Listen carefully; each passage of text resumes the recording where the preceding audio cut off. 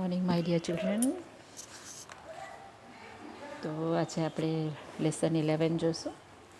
તમે 11 પોએમ લખી હશે, એના હાર્ડવર્ડ્સ લખ્યા હશે.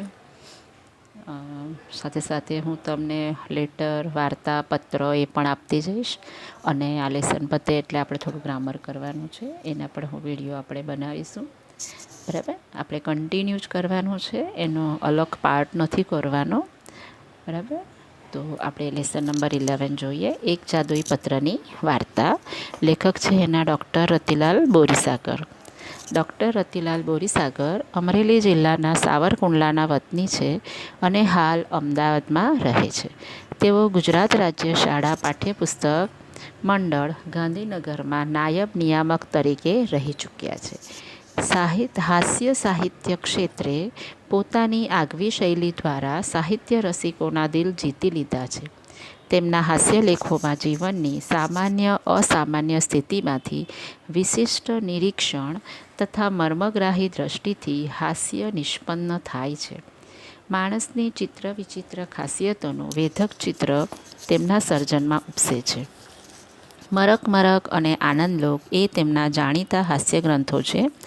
આ ગ્રંથોને વિવિધ પારિતોષિકો પ્રાપ્ત થયા છે. એક કાલ્પનિક ઘટનાનો આશરો લઈને વિશિષ્ટ પરિસ્થિતિ ઊભી કરીને અને પૂરેપૂરી ચગાવીને એક જાદુઈ પત્રની વાર્તામાં લેખકે ખરેખર વાર્તા જેવો રસ નિષ્પન્ન કર્યો છે.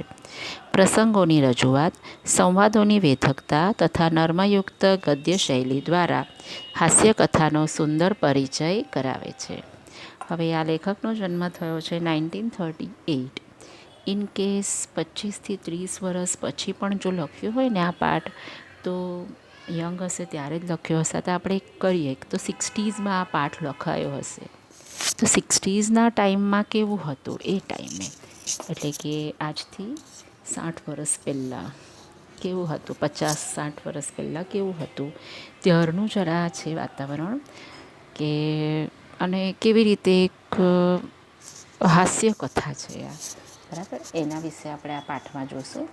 હવે જેવી રીતે તમે મૂવી જુઓ છો, એક સસ્પેન્સ થ્રિલર હોય, પછી કોઈ મારામારીવાળી હોય, કોઈ ફેમિલી ડ્રામા હોય અને કોઈ કોમેડી હોય, કોઈ હોરર હોય, તો આપણને કોમેડી પિક્ચર જોવાની બહુ મજા આવે. આવે કે ના આવે?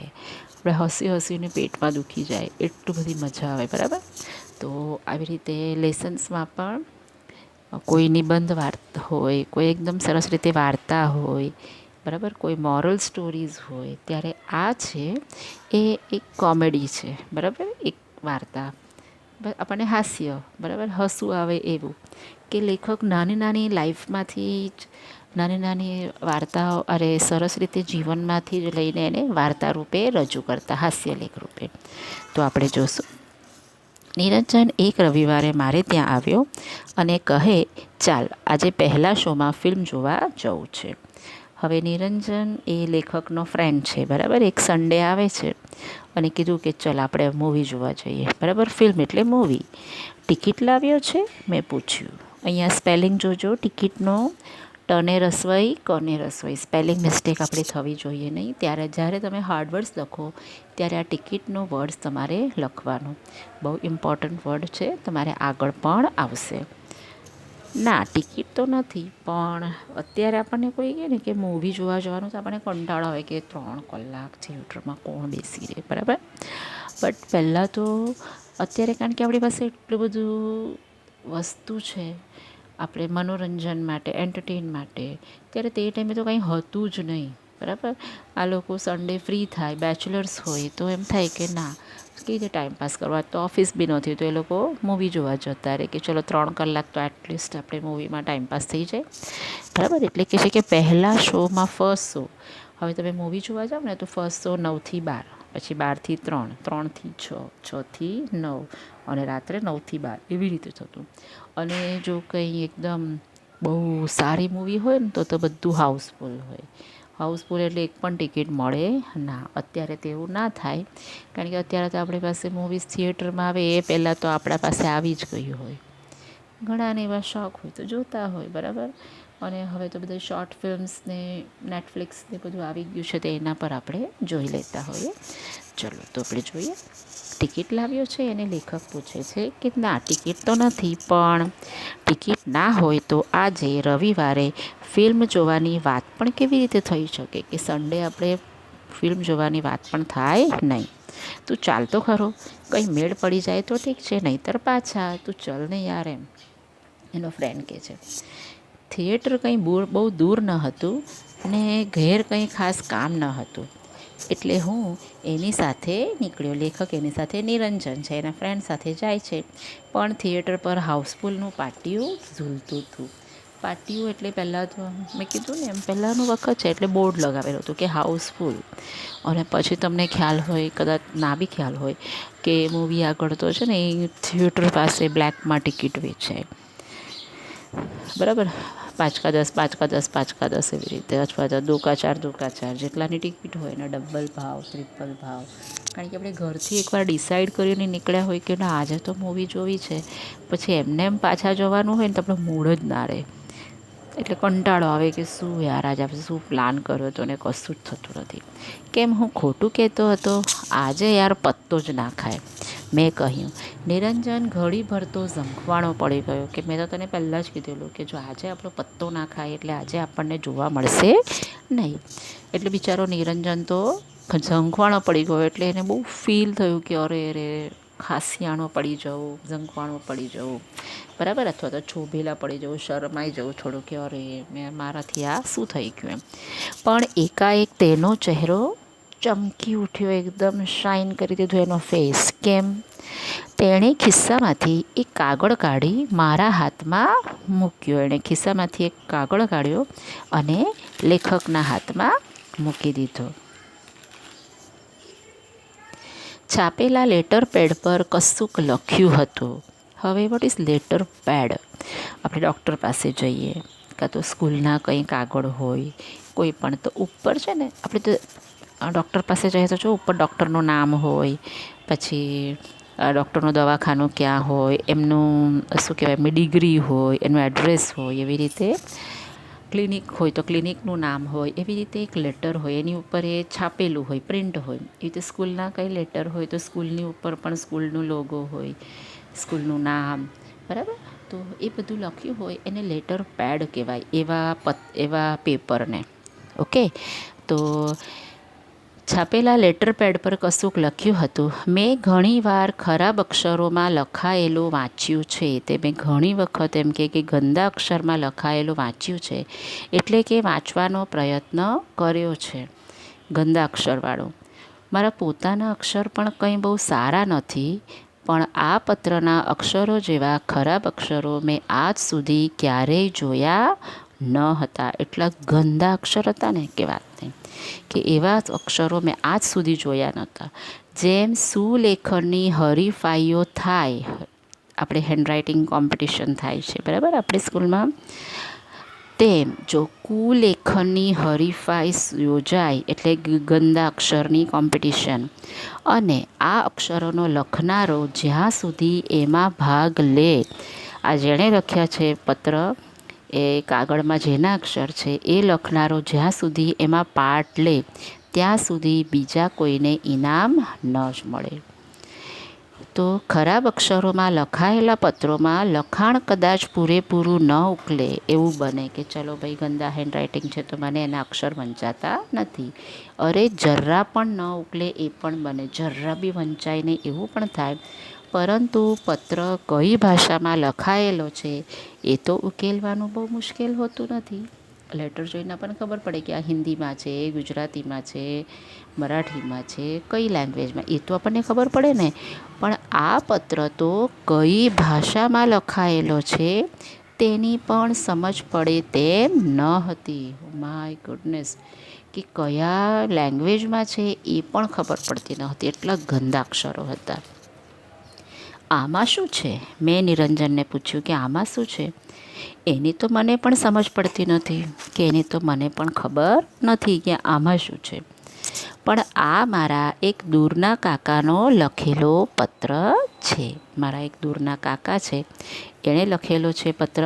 મારા કાકા પોતે પણ એમણે એકવાર લખેલું લખાણ ફરી વાંચે છે ત્યારે પૂરું ઉકેલી શકતા નથી. એ પોતે પણ જ્યારે વાંચવા જાય ફરીથી ત્યારે એને આખું બરાબર વંચાતું નથી, પોતાના અક્ષર પણ. એમણે આ પત્ર આપીને મને મારા કાકી પાસે મોકલ્યો હતો. એમણે મને લેટર આપીને કીધેલું કે જા તારા કાકીને આપી આવ. બરાબર, કારણ કે પહેલાં મોબાઈલ ફોન એ તો સપનામાં બી નહોતા મોબાઈલ્સને આ તો. બરાબર, તો લેટર લખતા. આમ તો મારા કાકી પણ મારા કાકાનું લખેલું કશું જ વાંચી શકતા નથી. મારા કાકીએ બિચારા નથી વાંચી શકતા. વેવિશાળ પછી મારા કાકાએ મારા કાકીને જે પત્રો લખેલા તે કાકીએ લગ્ન પછી મારા કાકા પાસે વંચાવવાનો પ્રયત્ન કરેલો. વેવિશાળ એટલે એન્ગેજમેન્ટ. અત્યારે તો એન્ગેજમેન્ટ થાય એટલે ફોન જ આપી દે કે ભાઈ આ ફોન ખાલી તારે આપણે વાત કરવા માટે વપરાય, પણ તે ટાઈમે તો કશું જ નહીં. એટલે જ્યારે એન્ગેજમેન્ટ થયેલા ત્યારે કાકાએ એના કાકીને ઘણા બધા લેટર લખ્યા હતા. બરાબર, અને એ કાકીને બિચારીને વંચાયા જ નહીં અને એટલે એ કાકીએ બધા લેટર રાખી મૂક્યા. અને લગ્ન થયા એ પછી કાકાને કીધું લો હવે વાંચી આપો તમે શું લખ્યું છે. મારા કાકા એ પત્રો પૂરેપૂરા ઉકેલી શક્યા તો ન હતા. બિચારા એ પોતાના લેટર જ પોતાના અક્ષર વાંચી નહોતા શક્યા, પણ યાદશક્તિને આધારે ને વધુ તો કલ્પનાને આધારે મારા કાકાએ એ પત્રોમાંથી કેટલુંક ઉકેલી આપ્યું હતું. યાદશક્તિને એટલે હવે પોતાની વાઈફને જ લખે છે એટલે એને થોડું થોડું યાદ હશે, અથવા તો થોડું ઇમેજિન કરીને થોડું કાકાએ રીડ કરીને આપેલું. વંચાવવું તો પડે ને એટલે. હવે આજે પણ મારા કાકાના એ પ્રેમ પત્રો ખુલ્લા રખડતા છે. ઓહો લવ લેટર્સ કાકાના બધે પડ્યા છે. કેમ કે કોઈ એ વાંચી જાય એવો ભય રહેતો નથી. કોઈ એ વાંચી જ ના જાય. એટલા ગંદા હેન્ડરાઇટિંગ છે, કોઈને કશું ઉકેલાતું જ નથી. નિરંજન એના કાકાના અક્ષરો વિશે ઉકેલી શકતો ન હતો. એ પણ એ અક્ષરો વિશેનો એનો અભ્યાસ ઘણો ઊંડો હોય એવું મને લાગ્યું. લેખકને લાગ્યું કે નિરંજન હવે એના કાકાના અક્ષર ઉકેલી શકતો નથી, પણ એના વિશે બહુ ઇન્ફોર્મેશન હશે એવું એને લાગતું હતું લેખકને. નિરંજન થોડી વાર અટક્યો, બિચારો અટકી ગયો. એનો લાભ લઈને હું બોલ્યો હા પણ તેનું અહીં શું છે? કે હા એ વાત બરાબર છે, પણ એનું અહીંયા શું એમ. આપણે તો મૂવી જોવા આવ્યા છે, ફિલ્મ જોવા આવ્યા છે. ફિલ્મ ન જોવાય એટલે શું આ પત્ર ઉકેલવામાં 3 કલાક કાઢવા છે? ઓહો, ફિલ્મ પણ ટિકિટ નથી મળી તો શું આપણે આ લેટર વાંચીએ અહીંયા બેસીને 3 કલાક? અને જો એવો વિચાર હોય તો મારો સ્પષ્ટ મત છે કે 3 કલાક તો શું પણ 3 ભવે આ ન ઉકલે. પણ મારું માનવાનું એવું છે કે 3 કલાક શું 3 ભવ એટલે હું 3 વખત બર્થ લઈને આવું મારા 3 જન્મમાં પણ આ લેટર હું વાંચી શકીશ નહીં. તેથી જ તો મને લાગે છે કે આપણે ફિલ્મ જોઈ શકશું. નિરંજને કહ્યું કે હા એથી જ મને લાગે છે કે આપણે આજે મૂવી જોઈ શકશું. કેવી રીતે? મને નિરંજનની વાત ન સમજાય કે કેવી રીતે આપણે મૂવી જોઈશું. ચાલ મારી સાથે, એમ કહી નિરંજન આગળ ચાલ્યો કે ચાલ, ને મેનેજરની કેબિનની અંદર ઘૂસ્યો. હું પણ થોડો ગભરાતો પાછળ દાખલ થયો. લેખક બી ગભરાઈને જાય છે સાથે. નિરંજને શાંતિથી એ પત્ર મેનેજરના હાથમાં મૂકી દીધો. બરાબર, મેનેજરે પત્ર ઉખેડ્યો ને અંદરનું લખાણ જોઈ સ્તબ્ધ બની નિરંજન સામે જોઈ રહ્યા. હવે નિરંજન મેનેજરની ક્યાં ગભરાતો એ જાય છે લેખક. નિરંજન એને જે થિયેટરનો મેનેજર છે એની ઓફિસમાં લઈ ગયા. બરાબર, અને એ પત્ર એણે સીધો મેનેજરના હાથમાં મૂકી દીધો. અને મેનેજરે પત્ર ઉખેડ્યો એટલે ખોલ્યો. અંદરનું લખાણ જોઈ સ્તબ્ધ બની ગયો અને નિરંજન સામે જોઈ રહ્યા. ઓહો, અંદરનું લખાણ જોઈને એ નિરંજન સામે જુએ છે. આ શું છે? પેલો સનાતન પ્રશ્ન એમના મુખમાંથી પણ સરી પડ્યો કે વોટ ઇઝ ધીસ, કે આ શું એમ. વેદ સાહેબનો પત્ર છે. નિરંજને અત્યંત ગંભીરતાથી કહ્યું, બહુ સિરિયસલી એકદમ કહ્યું મોઢું બનાવીને, કે કે વેદ સાહેબનો પત્ર છે. વેદ સાહેબ મેનેજરને કંઈ ઓળખાણ પડતી ન હતી. પહેલાં તો લોકો છે ને, અત્યારે તો બધા ફોન થઈ જાય, ફોનના જમાના છે. બાકી પહેલાં તો આવી રીતે લેટર આપતા કે ભાઈ જા, તારું કામ થઈ જશે, તું આટલું કરી દે છે ને, બરાબર. તો અહીંયા મેનેજરને ઓળખાણ પડી નહીં અને પત્રમાં કશું ઉકલ્યું નહીં, એટલે એ સહેજ મૂંઝાઈ ગયા. હવે મૂંઝાઈ ગયા એટલે કે ભાઈ હવે શું કરવું. પરિસ્થિતિનો લાભ લઈ નિરંજને એમને અડધેથી અટકાવીને કહ્યું. પરિસ્થિતિનો સ્પેલિંગ જુઓ, બધું જ રસવાઈ આવશે, બરાબર. સી ચિલ્ડ્રન, તમારે બહુ કેરફુલી કરવું પડશે આ બધી વસ્તુ, બિકોઝ આપણે ઘરે રહીને ભણીએ છીએ. સો વિડીયો તમારે 2 થી 3 વખત સાંભળવાના. કંટાળો તમને પણ આવતો હશે, but we are working so hard my dear children, બરાબર. તમે જેમ સરસ રીતે સાંભળશો, ફિંગર રાખીને તમે પાછું બુક રાખો સાથે, એટલે તમને સરસ સમજ પડશે. ઓકે, ચલો. પરિસ્થિતિનો લાભ લઈ નિરંજને એમને અડધેથી અટકાવીને કહ્યું, વેદ સાહેબ લાયન્સ ક્લબના ડિસ્ટ્રિક્ટ ગવર્નર છે.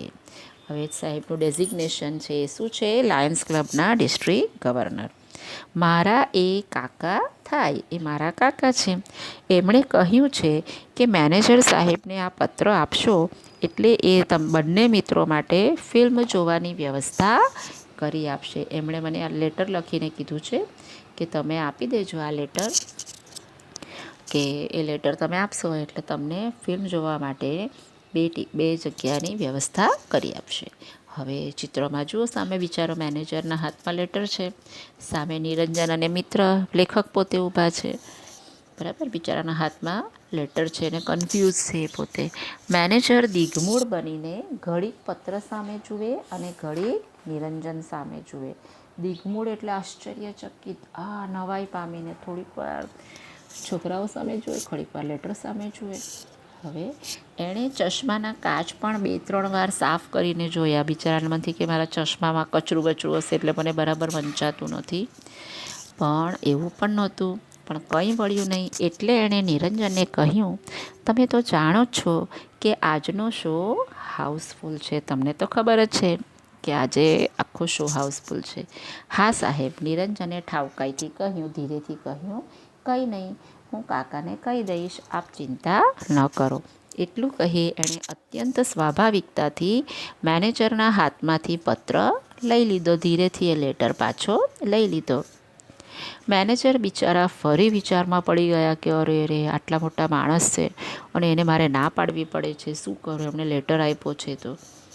આવા વિકટ પ્રશ્નનો સામનો કરવાનું એમની આજ સુધીની કારકિર્દીમાં આવ્યું ન હતું. કારકિર્દીનો સ્પેલિંગ જોજો, કે આજ સુધી આવો કન્ફ્યુઝિંગ કોઈ પણ દિવસ ટાઈમ એમના લાઈફમાં આવ્યો નહોતો. એમને એટલે આ જે જોબ માટે, જોબનો ટાઈમમાં આવ્યો નહોતો, કારકિર્દી, બરાબર. એમના ચહેરા પરથી સ્પષ્ટ જણાતું હતું. ઊભા રહો, હું 2 એક્સ્ટ્રા ચેર્સ મુકાવી દઉં. હવે એક્સ્ટ્રા ચેર્સ કે હું વધારેને 2 ખુરશી મુકાવી દઉં છું, કહી એમણે ઘંટડી મારી. હવે આપણે પ્યુનને બોલાવવાના હોય તો બેલ હોય, બરાબર. એ ઘંટડી મારી, પ્યુન આવ્યો એટલે એમણે તેને કહ્યું, બાલ્કનીમાં 2 એક્સ્ટ્રા ચેર્સ મૂકીને બંને ભાઈઓને ત્યાં બેસવાની વ્યવસ્થા કરી દે, કે બંને ભાઈઓને તું બેસવાની વ્યવસ્થા કરી દે. જી સાહેબ, કહી પટ્ટાવાળો અમને બંનેને લઈને ચાલ્યો. કહીને પટ્ટાવાળો એટલે પ્યુન. હું તો સ્તબ્ધ બની ગયો. લેખક તો સ્તબ્ધ બની ગયો કે હાય શું થાય છે, આ તો નવાઈ લાગી ગઈ એને તો, બરાબર. નિરંજન ટીખડી હતો. ટીખડી એટલે મસ્તીખોર એમ. બીજાને પજવવાના જાતના નુસ્ખા તે શોધ્યા કરતો કે કેવી રીતે આને હેરાન કરીએ, બરાબર. પણ એનું આજનું સાહસ અપ્રતિમ હતું. આજે જેણે કર્યું હતું ને, ઇટ્સ સ્પીચલેસ, વન્ડરફુલ એમ, બરાબર, અપ્રતિમ. અમે અંદર બેઠા એટલે નિરંજને વિજયનું એક ભવ્ય સ્મિત કર્યું. એના મોઢા પર ખુશી હતી. વાહ, આજે તો શું ઉલ્લુ બનાવ્યો, બરાબર. ઇન્ટરવલમાં પટ્ટાવાળો ફરી આવ્યો. તેણે કહ્યું, તમને બંનેને સાહેબ બોલાવે છે. હવે ઇન્ટરવલ એટલે મૂવી જોવા જાઓ તો ઇન્ટરવલ આવે, બરાબર. આપણે આઈસ્ક્રીમ ખાઈએ અને સમોસા ખાઈએ અને પોપકોર્ન ખાઈએ અને મજા આવે. તો એમ કે તેમને સાહેબ બંનેને બોલાવે છે. આ સાંભળી મારા તો મોતિયા જ મરી ગયા. મોતિયા મરી ગયા એટલે હવે હિંમત હારી ગઈ કે આ તો પકડાઈ ગયા, અને જો પકડાઈ જઈશું તો આપણી તો ખેર નહીં, બરાબર. લેખક તો બિચારા ગભરાઈ ગયા. ઓકે, તો એણે મને થયું નક્કી પોલ પકડાઈ ગઈ છે ને હવે પોલીસને હવાલે જ કરી દેશે તો અમારું શું થશે, કે આ પોલીસને પકડાઈ દેશે તો શું થશે. મેં નિરંજને કહ્યું, નિરંજન, મામલો ગંભીર જણાય છે, ફસાઈ જઈશું. કે ફસાઈ જઈશું આપણે, એમ નથી જવું, આપણે નથી જવું. ક્યાંક પોલીસમાં પકડાવી દેશે તો, પોલીસમાં આપી દેશે તો આપણને પેલો પત્ર છે ને બતાવીને છૂટી જઈશું, કહ્યું નિરંજન. હસ્યો એ કે હવે ચિંતા નહીં કરો, એટલે લેટર તો છે આપણી પાસે. અમે ઓફિસમાં ગયા. આવો બેસો, ચા લેશો ને, મેનેજરે અત્યંત વિવેકથી પૂછ્યું. ઓહો, એ તો ચા પીવા બોલાવ્યા હતા કે આવો બેસો, ચા તો લેશો ને. એવી તકલીફ રહેવા દો સાહેબ.